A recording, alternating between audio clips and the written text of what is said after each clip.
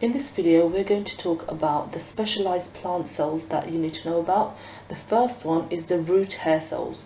You need to know how each one of these cell types are adapted for their functions. So what structure do they have? What kind of special shape and structure do they have that makes them good at their job, their function?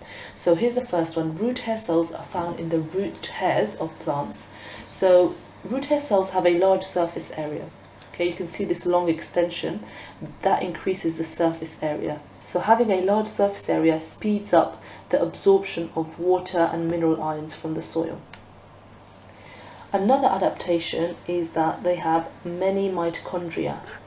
These are where aerobic respiration happens. So this is where energy is released through aerobic respiration, and that energy can be used for active transport, because remember, active transport requires energy. It's not a passive process, it requires energy. So for those mineral ions to be absorbed by the root through active transport, that energy needed is released by the mitochondria, so it needs lots of mitochondria. It also has a large vacuole, again that speeds up osmosis.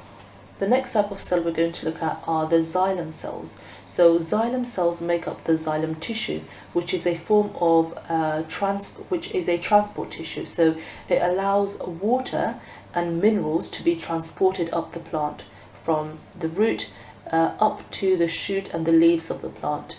So these cells are xylem cells, and they form a continuous column because the end walls have broken down.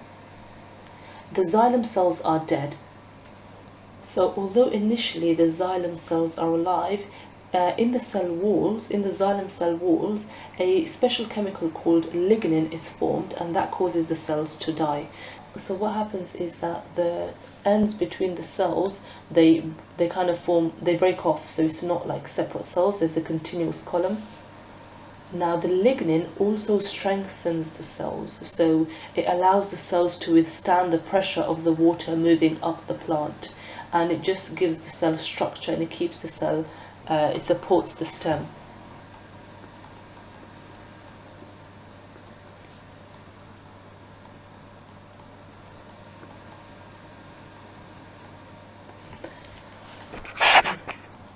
The last type of cells we're going to look at are the phloem cells. So these form the phloem tissue, which is another form of transport tissue. So they transport things, but this time they transport things up and down the plant. So the phloem cells allow the transport of dissolved food, so dissolved sugars, up and down the plant. So when photosynthesis happens, it makes the food, the sugar. That sugar needs to be transported around the plant, and that happens through the phloem cells. So just like in the body, you have the blood vessels that allow transport of nutrients around the body. The phloem cells allow the dissolved sugars to be transported around the plant. So the cell walls between the cells break down, and it forms a continuous column, and it forms these sieve plates between the cells. Okay, and they form sieve plates. So dissolved sugars are transported up and down the plant. Another thing about phloem cells is that they do not have a lot of internal structures.